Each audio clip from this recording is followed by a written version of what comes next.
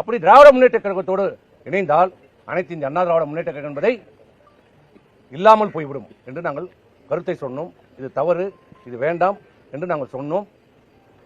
அப்படி இருக்கின்ற போது அதை ஏற்க மறுத்தார்கள், ஒட்டுக்கொள்ளவில்லை, நிலைப்பாடு இருந்தது. அதனால் நாங்கள் பெரும்பான்மையான அனைத்து இந்திய அண்ணா திராவிட முன்னேற்ற கழக சட்டமன்ற குழுவுடைய கூட்டத்திலே குழு கூட்டப்பட்டது. அந்த குழுவுடைய கூட்டத்திலே தீர்மானங்கள் நிறைவேற்றப்பட்டது.